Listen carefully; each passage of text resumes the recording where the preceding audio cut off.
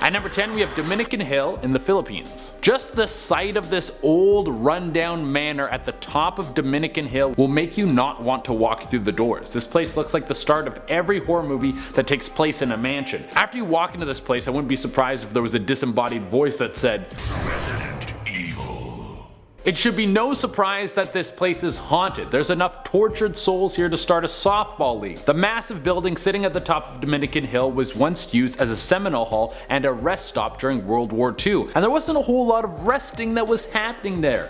This was the place where nuns and priests would be rounded up and beheaded. It's unknown how many people lost their lives there, but it's enough to make the sight of a headless ghost a regular occurrence. Not to mention the cemetery that is dug right next to the property. If I wonder if headless ghosts make two separate ghosts, like there's the body of the ghost and then the head of the ghost, and do the body ghosts bully the headless ghost, like the head they just start kicking it around all day? Who knows? We'll never have the answer to these questions. Number 9. Cody James and Gary Harker were longtime friends who were working together on Christmas Day in 1979 in Moline, Illinois. They left Cody's shop to head out in the truck to deliver an air compressor to Rock Island, Illinois, and then head to pick up a $500 payment for it in Davenport, Iowa, which they never made it to. The black truck they were driving was found almost 2 months after they had gone missing, and subsequently was put up for auction after not being claimed for 40 days. The bodies of Cody and Gary were found in the truck bed by the men who ended up purchasing it. 25 years after their deaths, the case was still unsolved. A friend of Cody and Gary brought police a roll of film that had been entrusted to him by the men. Cody and Gary gave their friend the film all those years earlier, and they said, "If anything happens to us, develop this film." It is crazy to think that this friend waited 25 years to spill this tea, and that perhaps the men knew what was about to happen to them. Unfortunately, the film didn't give police any solid leads, although the case continues to be investigated. Coming in at number 8, we have Where's Jimmy Hoffa's Body? Jimmy Hoffa was one of the most influential men in American history. He rounded up many of the labor workers in America who weren't protected by their employers, and he started up the Teamsters Union. This was one of the first major steps in bringing unions into the working class people of America. This gave the American workforce power over their employers like they had never seen before, and Hoffa was at the head of this power. And as they say, absolute power corrupts absolutely. There's a lot of speculation on when this started, but Hoffa started working with organized crime. Now, he might have been working with them from the jump, or not until he got into power, but as his rise continued, he started to make moves that weren't in the best interest of the mob, and they saw this as a major insult. Hoffa was taken out and his body was dumped somewhere, but nobody knows. This has been a mystery since the 70s, and I doubt we'll ever get to the bottom of this. The famous mob hitman, the Iceman, made claims that he was the one who took out Hoffa, but he might have just wanted a last feather in his cap, as this was something he said right before he was sent to execution. At lucky number 7, Dale Kerstetter. This mystery is exactly that, because no one knows the answers to anything, really. September 12th, 1987, Kerstetter started his weekend shift as a security guard at the Corning Glassworks plant in Bradford, Pennsylvania. When another security guard arrived the next morning to relieve Kerstetter of his shift, Dale was nowhere to be found. $250,000 of platinum pipe was also missing. However, Kerstetter's truck was still in the parking lot, and after the police were called to investigate, they were stumped. The keys to the truck were still in the ignition. Kerstetter, a heavy smoker, left behind a full carton of cigarettes. The only thing missing was his .22 caliber pistol. What's even more interesting is Dale's lunchbox was full, and upon reviewing security footage, about 10 minutes into Kerstetter's shift, a masked man is seen approaching the back of the plant. Kerstetter is seen walking up to him and then looked directly at the camera. The two men were never seen again. To this day, some believe Kerstetter was part of a heist, while others think he was coerced into the crime. He was looking at the camera as a signal of asking for help. Kerstetter had 6 kids and 2 grandchildren at the time of his disappearance. No one has seen or heard from him since that night, and many are still wondering what really happened to Dale Kerstetter.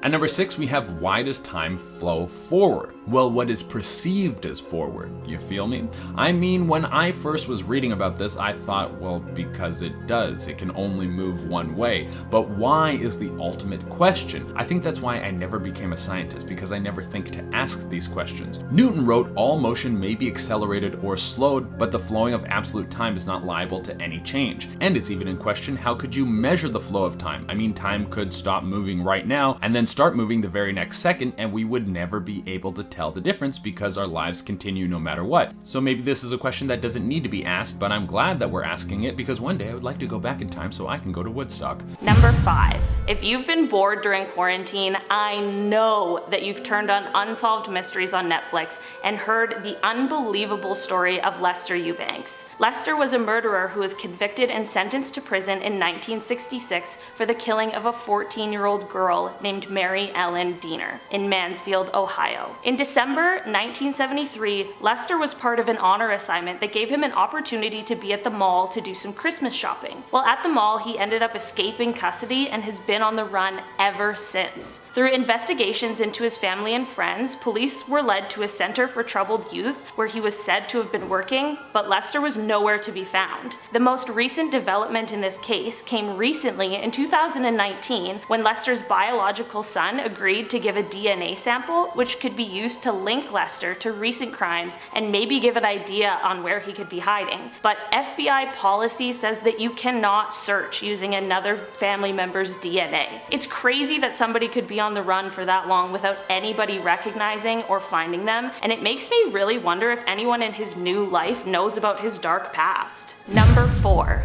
William Russell Henry was a 57-year-old self-employed landscaper in Tulare, California. On November 5th, 2009, he was last seen at a Home Depot before his truck and trailer were found abandoned and set on fire 4 days later. Upon investigation, the police believe that William was assaulted at his house before going missing, but have not released the evidence that has led them to believe that. William was someone who was well liked by those around him and well known as he had done landscaping for a lot of people around town. Police haven't been able to identify who he was seen with at the Home Depot before disappearing. I wonder if the person he was with is responsible for his disappearance and that's why they haven't come forward with any information. Either way, it's pretty unsettling. At number 3, we have the BANGARH Fort in Rajasthan, India. This fort is massive. It's almost like a stone village. You could pack a ton of people into this thing and it would be a great party. I wonder if you can rent it out. But this place isn't on this list because a bunch of people were murdered there or because it used to be a massive prison. It actually is much funnier than that. There's more than one legend about why the fort is a huge hotspot for paranormal activity, but I'm going to tell you my favorites. A long time ago, there was a beautiful princess that lived in the castle. A wizard wanted to marry her. I am not making this up, this is the actual legend. Well, the princess didn't want to marry this dude, probably because he was a wizard, which means he was like 1,000 years old. So he tried to do a love spell on her, but it didn't take. So the wizard got pissed off, and instead of moving on from his rejection and building a stable relationship with someone who likes him, he put a curse on the whole fort. This guy has some terrible coping mechanisms. Now it's said that this fort is packed full of demons and ghosts, and whoever enters can never leave. At number 2, we have the Aokigahara Forest in Japan. This one is on my list of places I never want to go to. If you are unfamiliar with the Aokigahara Forest, it's also known as the Suicide Forest. It's unknown how many people go to this forest every year to end their lives, but it's estimated to be over 100. Apparently the spirits of these people who die in the forest are stuck in the forest forever. On the bright side, there would be a bunch of ghosts you get to hang out with in the afterlife. The eerie, mysterious part about this forest is what attracts people to it. Has the forest just become a part of culture? An answer for people who are suicidal? If that part of the equation is already answered, it would be a lot easier to go through it. Or is there something darker at play? Is there some sort of ominous power that gets into the minds of its victims, leading them to the forest so it can have another soul for its collection? And for the number 1 spot, we have Elvis Presley. The king of rock and roll lives as a ghostly apparition from the other side. Apparently if you go to his old recording studio, the ghost might come and tell you how to improve your music. Well, he won't do that, but the ghost has been seen walking around the studio. If you make the trip down there trying to catch a glimpse of the phantom star, then apparently all you have to do to get him to come out is start talking about him. Just speaking about the king will cause lights to flicker, and some people have said they felt a cold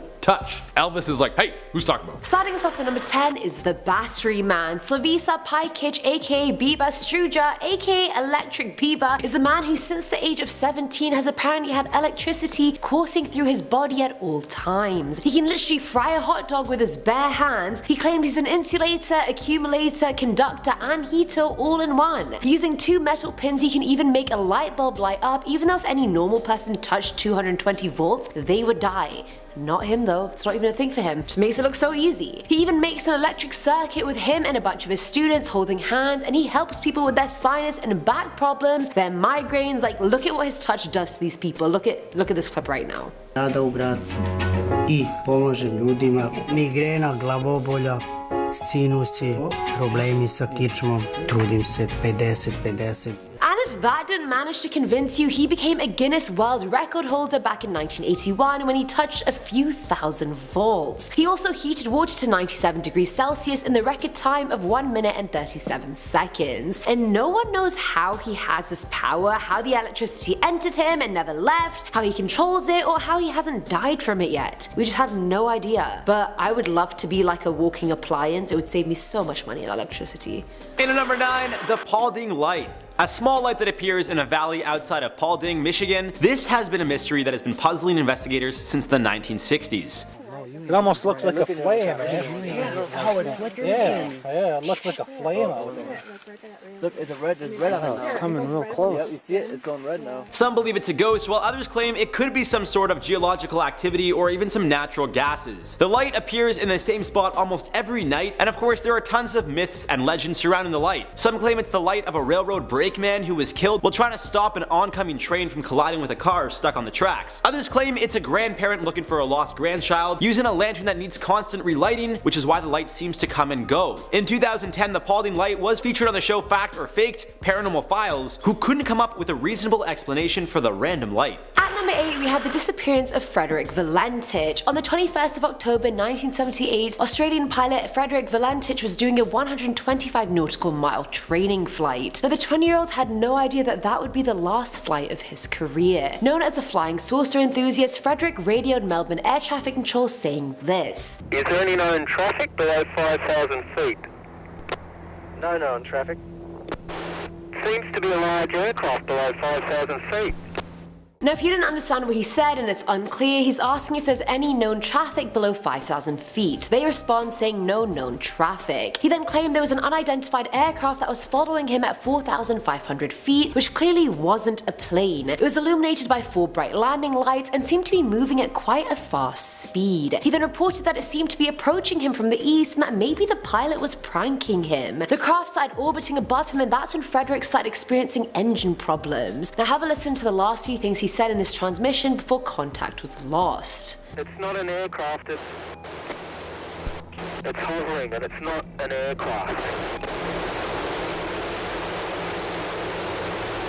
Search parties were sent out and covered 1,000 square miles around the perimeter, yet he was never found. The last thing he says is it's not an airplane, and then contact just gets lost. Like, where did you go? Were you abducted by aliens? Filling our number 7 slot is Paula Jean Weldon. So back in the 40s, Paula was a student at Bennington College in Vermont, and it was just a regular girl next door. You know, she was sociable, smart, had a part-time job, liked hiking. Look at me, I just made her Tinder bio for her. No, don't joke about the dead, amen. Sorry. Now one day she decided to walk a portion of the long trail, which was a few miles away from her campus. She finished her shift at work, went, and she didn't pack any extra clothes or money. She didn't even take a bag since it was just a hike. People just assumed she'd come back in a few hours. Paula went with a friend half the way and then hitchhiked the rest, and when she got there, a group of hikers recalled running into her and Paula asking them some questions. She was on the trail late in the afternoon, so darkness was approaching ASAP Rocky, and the hours passed. Something happened out there because Paula never came back to her dorm. Her roommate assumed she was just at the library, but after she hadn't returned by the next morning, she notified college administrators. The search began and started on campus, and then eventually spread to Long Trail, and the college was even closed for a few days, and hundreds of volunteers helped search. Even air searchers found nothing. But the weirdest part of this whole case was when her dad heard about her disappearance, he bizarrely disappeared himself for 36 hours. Apparently, Paula's family life was troubled, and his weird behavior made him a prime suspect. People assumed Paula had gotten lost and died on the trail, but a waitress in Massachusetts claimed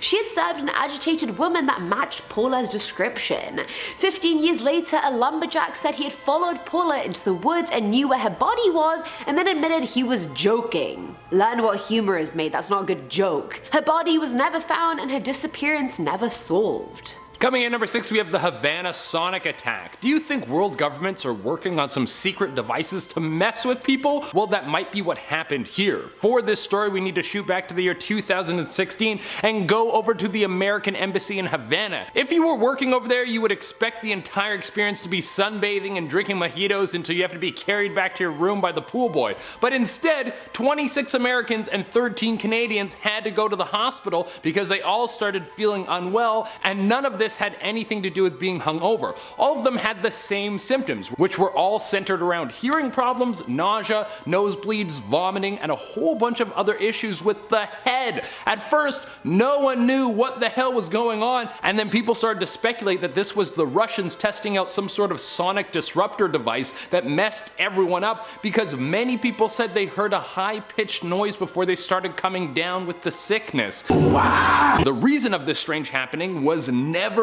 solved. Coming in at number 5 are the lead-masked men. In August of 1966, 2 corpses were found on Vintem Hill in Rio de Janeiro. The bodies were wearing suits, waterproof coats, and had lead masks over their eyes, which is odd, yes, we can all agree. Along with their bodies, police found towels, water bottles, and a notebook with the instructions that read as follows: 4:30 be at agreed place, 6:30 swallow capsules, after effect protect metals, wait for mask signal. The men were identified as Manuel Pereira de Cruz and Miguel Jose Viana, and after hunting down their families, they were told the 2 men said they were going out to get work supplies, but instead boarded a bus and headed straight to Niterói. The 2 stopped at a bar in town where the waitress claimed Miguel seemed especially nervous and was constantly checking his watch. No one knows what was in those capsules that both men swallowed, and the toxicology report was also inconclusive. The lead masks also made no sense. Like, if they were protecting the men from radiation, that's fine, but what radiation?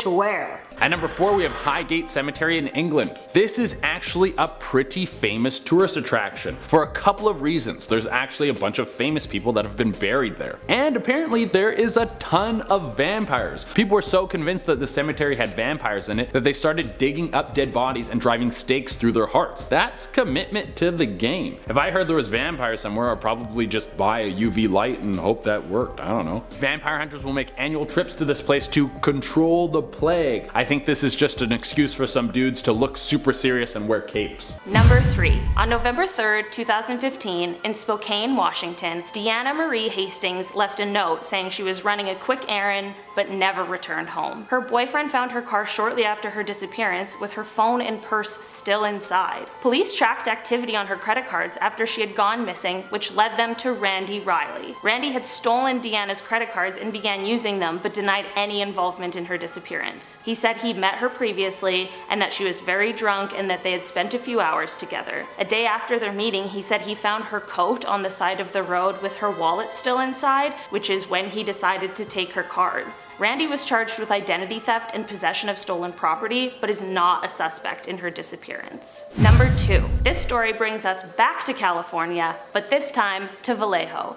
On August 8th, 1994, John Wagner Jr. witnessed his drug supplier, Bradley Hoover, commit a murder. John was obviously traumatized by what he had witnessed, but fully cooperated and gave testimony to police. On November 2nd, 1994, which was John's 26th birthday, his mother called him to wish him a happy birthday. His mother explains that he was still really frightened about what he had witnessed and was having a hard time coping, which I feel like is a pretty reasonable reaction to what he had gone through. Unfortunately, this phone call with his mother was the last time anyone has heard from him. There's not a lot of evidence in his disappearance, and it's unclear whether it was linked to his testimony about the murder he witnessed, as Bradley Hoover didn't end up getting convicted until 2011, but police are still investigating every avenue possible. Number 1. This next one I'm sure you guys have heard about before. On November 24th, 1971, a man who said his name was Dan Cooper boarded a flight from Portland to Seattle. Once the plane was in the air, Cooper handed a note to a flight attendant who assumed the note was Cooper just shooting his shot and giving her his phone number, and she dropped it into her purse without even opening it. Cooper then leaned over and whispered, "Miss, you'd better look at that note. I have a bomb," which is the worst thing for a flight attendant to hear. After showing her the bomb, he began to list his demands: $200,000, 4 parachutes, and a fuel truck standing by in Seattle to refuel the plane for when they arrived. Cooper's been described as being incredibly calm and polite, even though it seems pretty rude to hijack an airplane. At 5:39 p.m., the aircraft landed at Seattle-Tacoma Airport. After receiving the items he had requested, Cooper ordered all the passengers and some of the flight attendants to leave the plane. The plane then took off again, and when it landed in Reno, Nevada, Cooper wasn't on it. The search for Cooper was one of the most extensive in US history. To this day, there are a lot of theories about who this man was and what happened to them, but none of them have been proven yet. I wonder if we'll ever get the answers we're looking for. Coming in at number 10, we have antimatter. One of the mysteries of the scientific world. I'm sure anyone who has read a sci-fi novel or watched enough Star Trek has heard the word antimatter. Well, what is it? That much we actually do know. It's the mirror image of an atom. It has the complete opposite charge. It would be like if you met your bizarro version of yourself. But now get this, what if when you met your bizarro self, the mirror energy of you two touching each other caused you both to disintegrate? Yeah, that doesn't sound very fun. Antimatter and normal matter destroy each other. So we definitely don't want to head to a parallel universe that is all antimatter. We would vanish faster than a hot dog in front of Joey Chestnut.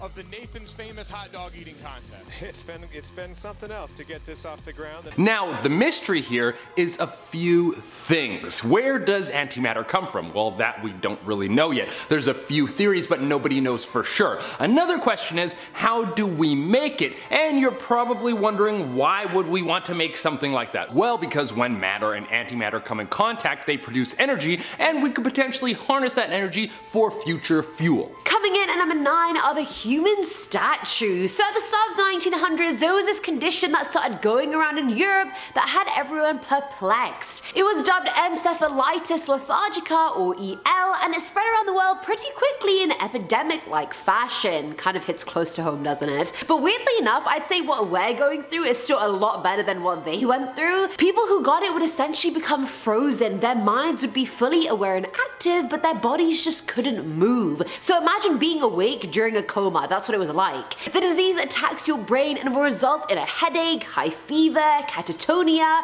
sleep inversion, delayed physical and mental responses, and so on. Of the 5 million people who got it, a third died while half the survivors became statues. They could barely talk or move their eyes and would just be motionless still for days, weeks, or even years on end. These people never even went back to how they used to be. The exact cause of the disease is still unknown till this day. Doctors have theorized it could be brain inflammation caused by a really rare type of streptococcus that mutated. Guys, you don't even want to know how many takes that took for me to say. The whole thing is weird. It vanished as quickly as it came with no new cases until the 50s. Where did it come from? Where did it go? Where did it come from? Cotton Eye Joe. At number 8, we have Why Do We Sleep? Well, because Stone Cold said so. That's a super old reference that probably no one will know, but this has been a question that has baffled scientists for an extremely long time. We know the benefits of sleep. When you sleep, your body repairs itself. Sleep is good for your cognitive function. Sleep helps your brain get in information. I could go on for 20 videos about all the scientific evidence about how important sleep is for your health. In fact, getting better sleep is the easiest and cheapest way to get healthier, but the question still stands. Why? There are other organisms on the planet that never need to sleep, like bullfrogs, who won't fall asleep but they go into a rest state. There's a lot of speculation. Some people think that because our bodies are so much more complex, but they still come from the same genetic soup as a lot of the other things on this planet, our cells can't run something this powerful without taking a break. Other people think that this was some sort of defense mechanism created to wait out predators, but in the end we still don't have the answers. Coming in at number 7, we have the multiverse theory. Now, I want to start off by saying that this theory is still very unproven. It is all speculation. There are some microwave signals that come from the universe, and some scientists think this is evidence of other universes, but it's not like gravity, where we know it's real, we just don't know why. The multiverse theory is that, very much like the infinite expanding universe, there's also an infinite number of other universes that have all different variations of reality, which is pretty much the backbone of the show Rick and Morty. This could mean that there is a universe where you are the hot chick, so feel good about yourself. Now, even if this theory was true, it wouldn't be easy to go visit these places. Beyond the fact that we would have to build something to open a gate to these worlds, the laws of physics that bind these other universes together could be so different from our own that going to them would literally tear your atoms apart. Now at number 6 is the sand geysers. So everyone knows about water geysers. They're out here going to Iceland and chilling in those hot geyser baths and whatnot. Nothing new, I wish I could do that. But back in 2008, in the eastern city of Al-Asa in Saudi Arabia, a sand geyser just appeared out of nowhere. The sand was coming out and reached 9 meters in vertical length, but no one was able to explain how the phenomenon was happening.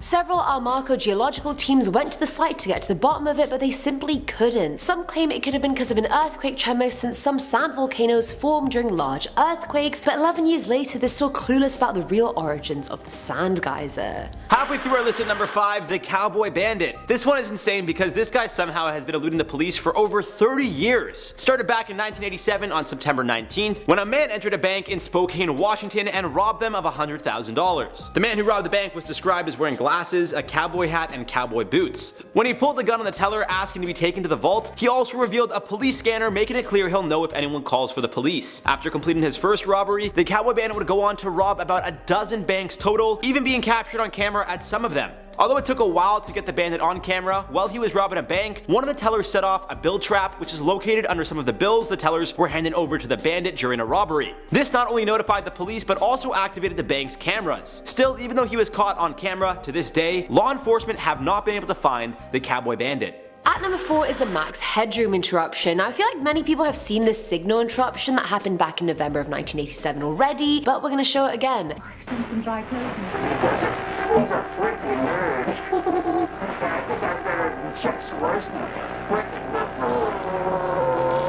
The signal intrusion happened at about 9 PM during the Sportscast News on WGN-TV and lasted about 28 seconds. The second intrusion happened during Doctor Who and that lasted about 90 seconds. It's been 30 years now and the hijackers behind the interruption are still unknown, and honestly the whole thing was just really creepy. The person in the video is wearing a max headroom mask and sunglasses with this buzzing sound in the background. In the first intrusion he's just swaying from side to side, bobbing his head up and down in front of this metallic striped background. In the second one, the person actually talks, saying he's a freaking nerd. Heeing away, he starts humming and singing a song and seems like he's on some kind of high level of drugs. He goes on to say, "I just made a giant masterpiece for all the greatest world newspaper nerds," and I mean, he's not wrong. 30 years later, we're still talking about it, trying to figure out who it was.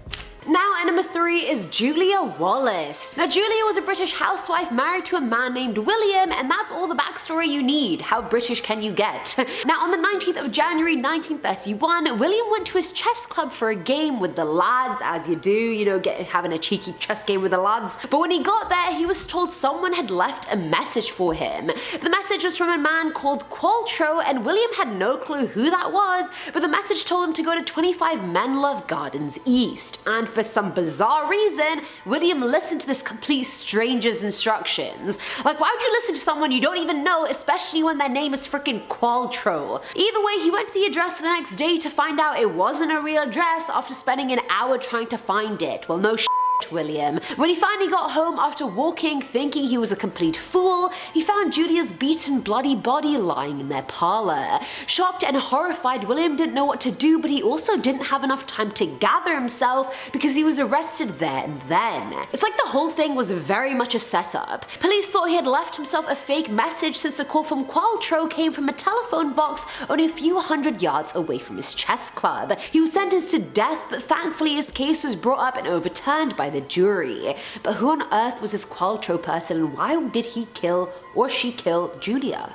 Coming in at number 2, we have what was before the Big Bang. So we know that the Big Bang happened, or at least we think we know, because that seems to be the most logical answer as to how the universe was created. Either that, or we're all just sitting in a petri dish right now and some dude is looking at us through a microscope. But let's say that this theory is correct and the universe was born out of a massive cosmic event that blasted out energy so hard it stretched out in every direction. But there had to be something before that. Did time and consciousness just just start at that moment and there was nothing before that? But what made the Big Bang? The universe is constantly expanding, but will it reach a point where it starts to retract and then collapse back onto itself and become so dense it explodes outwards again? Are we going through an endless cycle of destruction and creation? I don't know, dude. I'm a host on a top 10 channel. I'm just as confused as you are. I'm actually not confused, and I know exactly what he's talking about. And finally, at number 1 is Susan Powell. So this case has so many plot twists I was struggling to keep up. So Susan disappeared on the 6th of December back in 2009, and she's still missing or dead, we don't really know. She was married to a man named Joshua, and the couple had 2 kids together, but they also had plenty of intense marital problems. Susan and the kids went to church on the 6th, and the whole family were reported missing the next day. Police broke into the house expecting to find something, but all they found were 2 fans blowing a newly cleaned couch dry. Why is it newly cleaned? Cleaning out bloodstains there, Joshua? Now, he told police he had taken the boys camping while Susan was asleep and had just returned that day to find her randomly missing. Now, here's where things just stop adding up. Why the hell would you take your kids camping after midnight during the winter when you're meant to be at work a few hours later? Like, it doesn't sound fun for anyone involved. Not only that, but when the couple initially got married, they lived in Joshua's family home, where his dad Stephen grew a huge infatuation with Susan, following her around, recording her, stealing her underwear, etc. It got pretty freaking creepy, I'm not gonna lie to you. She also wrote in her will that her death may not be an accident even if it looks like one. Who says that other than someone about to get offed by someone they know? When police started investigating, they found no evidence of the camp Joshua described. They found Susan's phone in his van, they found Susan's blood on the floor of the house, and at this point Josh was looking like the culprit 100%. When police spoke to one of the sons, he said that the camping trip did happen, but their mum had gone with them but hadn't come back with them. The other son kept drawing pictures of a van at daycare and kept saying mommy was in the trunk of the van. Josh tried to play the whole thing off by saying Susan was having an affair with someone and the 2 had run off to Brazil to be together, but that turned out to be false. Then Stephen, Joshua's dad, claimed the 2 had been in love right before she disappeared. Police arrested him after finding a bunch of child and tapes of girls that didn't know they were being filmed, including Susan herself. Her family were all sure Joshua had something to do with the disappearance, but the case remains unsolved because the body was never found. Number 10. In the summer of 2014, Derek and Maria Broaddus had just bought their new 6-bedroom, $1.3 million home in Westfield, New Jersey, and began to do some renovations prior to them moving in. While sorting through some mail, they found a small white envelope addressed to the new owner, so they opened it up to begin reading. The letter started off with warm greetings but quickly turned strange. The couple knew the letter was directed to them because it had mentioned the vehicle they drove, the couple's children, as well as the writer's distaste for the renovations that were being done. If this letter wasn't creepy enough, it was signed off as The Watcher. I cannot explain to you guys how quickly I would have had that house back up for sale if I received this letter. Over the next few weeks, the family continued to receive more letters from the Watcher, and the letters began to include more personal information. The couple was unsure of where to go or if they should continue their move into this new house, which I would absolutely say no. The people began to speculate who the Watcher could be, but there was no concrete evidence.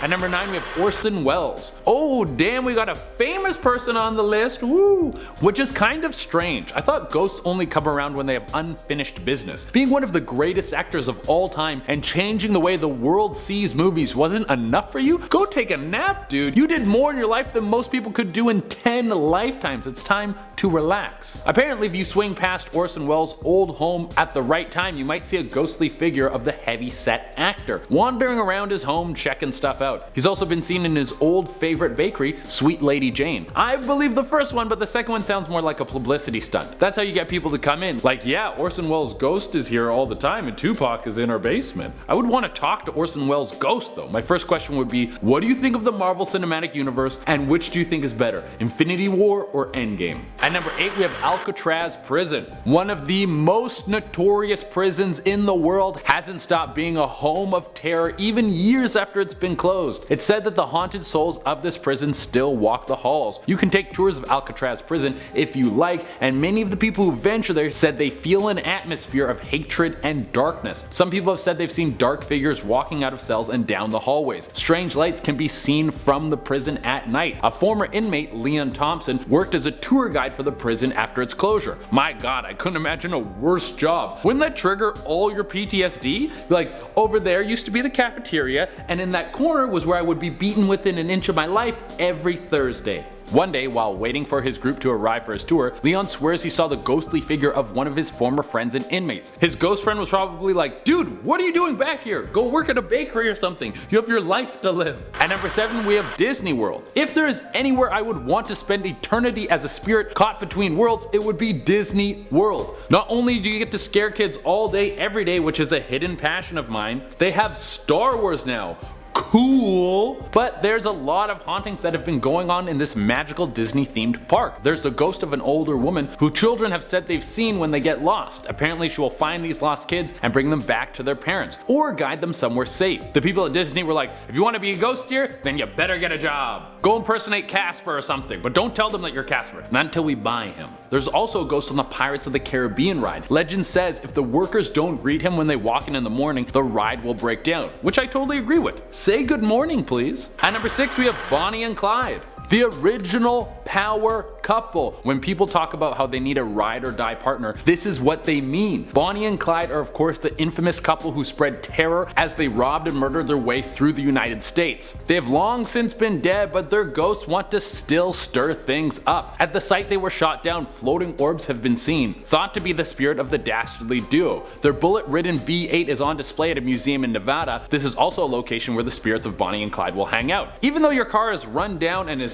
filled with bullet holes, it's hard to let go. At number 5, we have the ARADALE Asylum in Australia. Not everything in Australia is didgeridoos and kangaroos. Actually, most things aren't. And me saying that was very insensitive. I'm sorry, Australia. Australia isn't home to beautiful beaches and more spiders than one place should ever have. They also house the ARADALE Asylum in Ariat. This is one of those old school joints. It opened its doors in 1867 and was home to some of the worst criminals on the continent. Australia was the place where they would send criminals to help build a country, so this prison was really filled with the worst of the worst. It's estimated that over 13,000 people died from a plethora of causes. Some people just aged out, but a lot of them met their grisly end by hanging, firing squad, or from their fellow inmates. You really have to be on your toes when you're in prison. Literally everyone is trying to kill you. If you visit this relic from a brutal time, prepare to be spooked. People have reported strange noises, loud bangs coming throughout the prison, and voices can be heard screaming out in pain. Coming at number 4, we have what did Jesus look like? This has been debated for a long time. The images of him that we see in most representations don't really make sense to what everyone else looked like in the area. Some people speculate that he could have been black, other people say that he could have looked more Middle Eastern.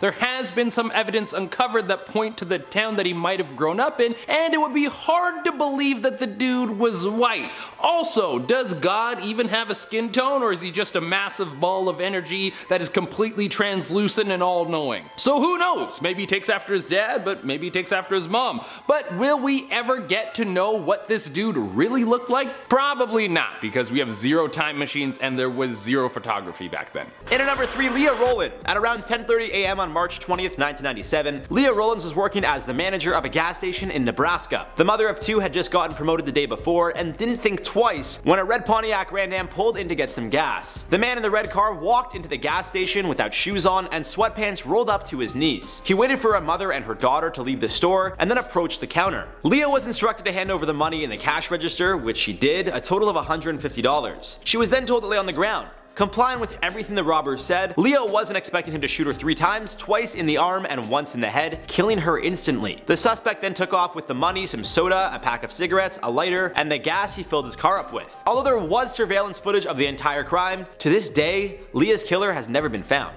Now at number 2 is the Hampton Court Palace ghost. Now this grand estate was the home of Henry VIII and all his 6 wives and all their kids. And I feel like I learned about this guy in history at primary school more than I learned about anyone. It was a tie between him and both world wars, so I mean that's saying something. So the staff at the palace had the alarm go off, which meant the fire doors were open, but when they rushed to check there was nothing there. But in the footage you can see the doors opening even though no one's physically opening them, and then a man appears out of nowhere in medieval clothing and leaves through the doors.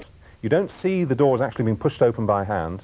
Figure strides forward and slams them shut. As you can see, and close-ups have shown that it appears to be dressed in medieval clothes, similar to what Henry VIII would have worn. Now no one saw any person come in and out of the building, yet the footage shows otherwise, and it looks like a skinnier version of Henry VIII, to be honest. Like maybe the afterlife made him skinnier. A good diet plan though. Taking the top spot on our list at number 1, Bigfoot. Now you most likely already know the story here, but for those that don't, well, it's quite an interesting one. Bob Gimlin and Roger Patterson filmed what some say is a real-life Bigfoot, and others claim to be a hoax way back in 1967. The story goes the two men were searching for Bigfoot. Patterson claimed to have seen large footsteps earlier in the week and convinced Gimlin to go on a journey with him. When the two returned to the area where Patterson had originally found the prints, they were washed away due to rain. Still, the two men trekked deep into the woods on horseback. Then out of nowhere, Patterson's horse started jumping around, and then they saw it. Bigfoot on the other side of a creek. Patterson reached for his camera and started to record, but as he got closer, he tripped on some sticks. The noise got the attention of Bigfoot, who made eye contact with the men and then kept walking deeper into the woods, as you could see on the footage. When I first saw her, she was standing upright. I thought, you know, this is unreal. To this day, there's still a debate about whether or not the footage is real, and Gimlin doesn't seem to care to make people believe him. He knows what he saw on that day.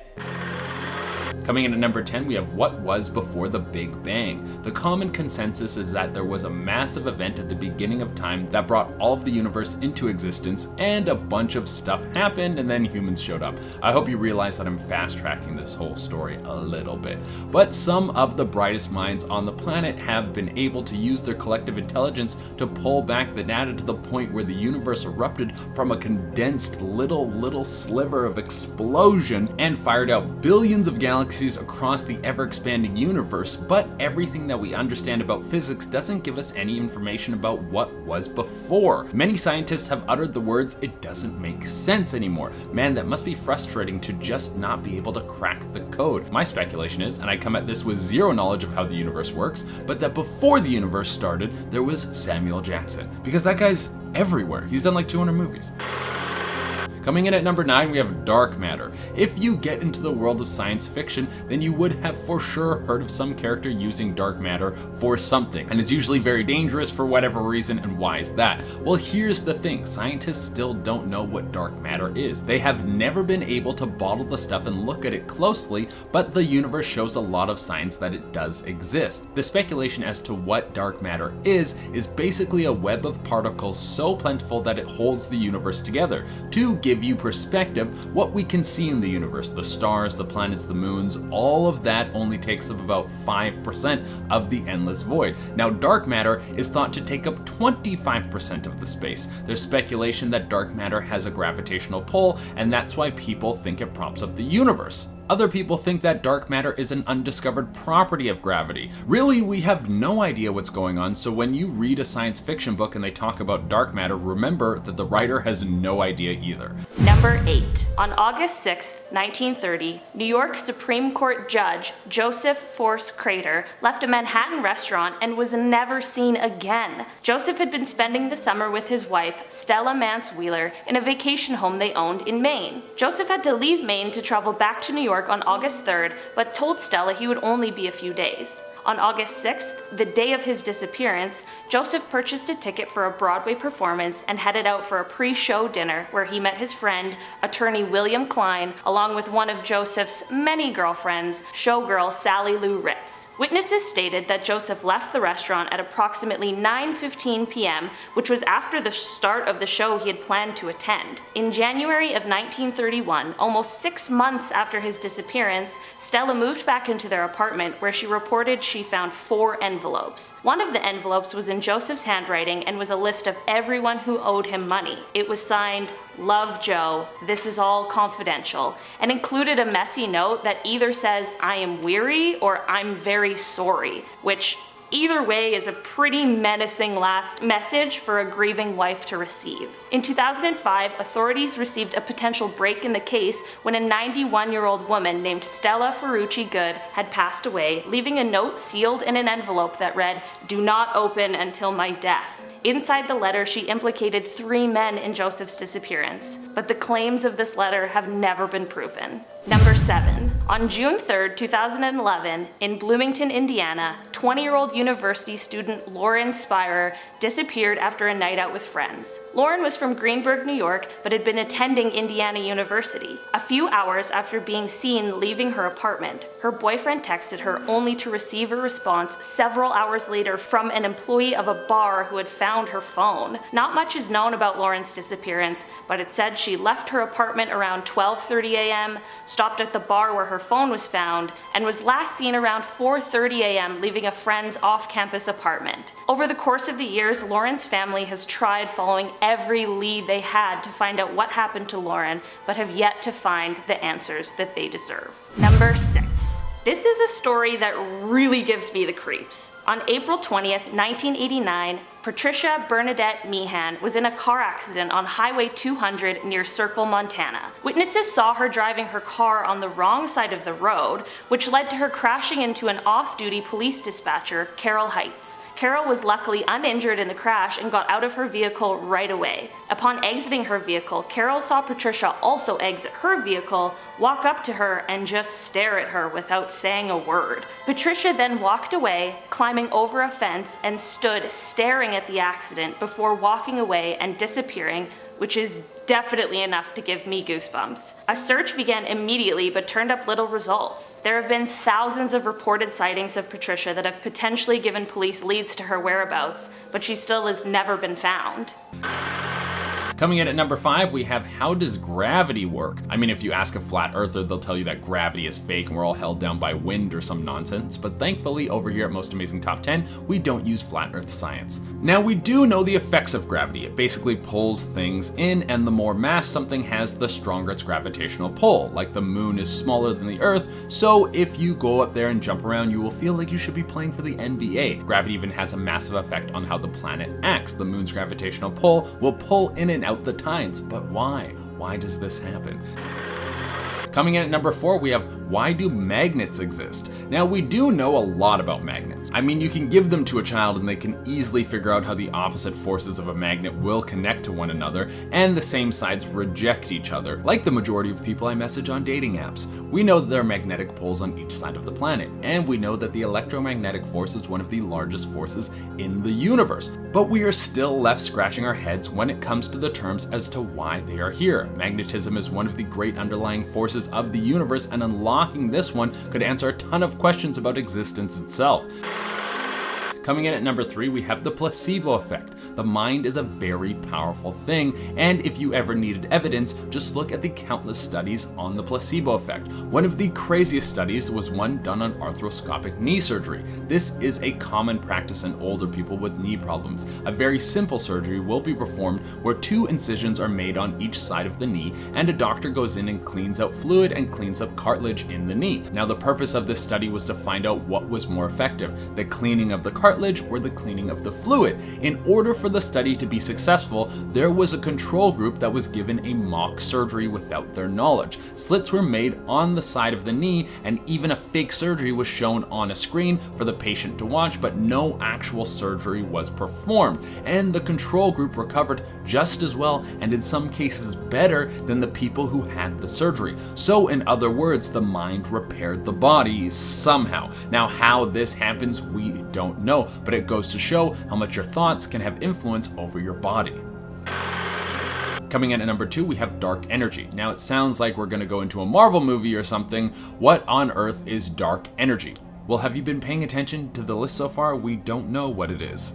And when I say we, I mean people much smarter than me. but we speculate that dark energy is what makes up the other 70% of the universe. Now, since the universe is constantly expanding like my gut after I refuse to listen to my own body's signals to stop eating, there needs to be some explanation as to why this is happening. The speculation is that dark energy is the cause of this never-ending growth spurt. Dark energy could be created by quantum particles smashing into each other all over the known universe. This is happening so many times that it would take a good portion of this video just to count all the zeros. But these collisions create energy, which in turn is pushing the universe apart. The question is, how far can the known universe get pushed? Could it get pushed to the point where reality is ripped apart? I don't know, I'm not smart enough to answer this. And coming in for the #1 spot is quantum entanglement. Now, it sounds like I'm just making this stuff up, but I promise you I am not. This is very real. Quantum entanglement is when two particles that are nowhere near each other will start to mirror each other. Now, why is this strange? Well, because it was long thought that only something within a particle's environment could affect it. On top of this, the only way that particles could be doing this is if they were communicating in some way to one another, like they were hooked up on WhatsApp or something. But here's the thing, these particles are so far apart and moving together so perfectly that the speed in which they would have to be sending information breaks the laws of physics. The information would have to move faster than the speed of light, which was thought to be impossible. Now, how is this happening? Once again, we have no idea, but it begs the question, will we one day be able to move faster than the speed of light? I hope so, because that would be cool.